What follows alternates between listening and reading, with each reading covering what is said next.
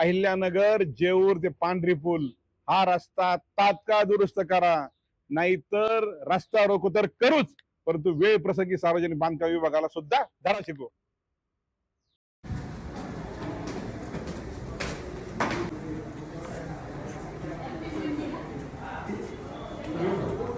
हो, तुम्ही जर टू व्हीलर वगैरे पण म्हणजे रोड वाहक मोठे गाड्या रोड वाहक चढायच्या ना टू व्हीलर कडे बसतो.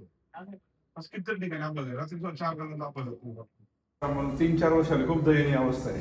आम्ही पण रोज जातो शनी शिंगणापूरला, इकडे देवगडला जायचं म्हणलं तर अशी रस्त्याची चाळण झाली.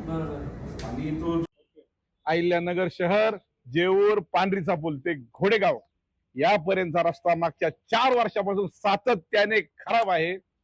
हा रस्ता ज्यावेळी 3-4 वर्षापूर्वी प्रायव्हेट ठेकेदाराकडे होता किंवा बीओटी वर दिला होता, तोपर्यंत ती कंत्राट एजन्सी या रस्त्याकडे लक्ष देत होती आणि रस्ता कुठेतरी चांगला होता.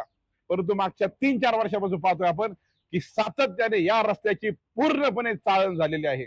आपण जर पाहिलं तर पांढरीच्या पुलावरून ज्यावेळेस आपण जातो त्यावेळेस एवढे खड्डे झालेत का ते खड्डे चुकवता 4 व्हीलरचे धक्के लागून अनेक निष्पाप 2 व्हीलरच्या लोकांनी आपला जीव गमावलाय. त्या ठिकाणी कुठेही साईड पट्टे राहिलेले नाहीत, बॉर्डर राहिलेले नाहीत किंवा कुठेही हायलाइटर व्यवस्थित नाहीत. त्यामुळे सातत्याने अपघात होत आहेत. परंतु याचं मुख्य कारण म्हणजे हा रस्ता मागच्या 1 वर्षापूर्वी महाराष्ट्र राज्य पायाभूत सुविधा महामंडळ म्हणजे MSIDC यांच्याकडे वर्ग करण्यात आला होता.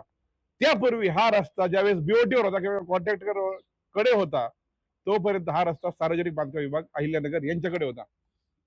परंतु या दोघांच्या भांडणामध्ये वर्ष झालंय का हा निर्णय होत नाही की रस्ता कोणी करायचा आहे.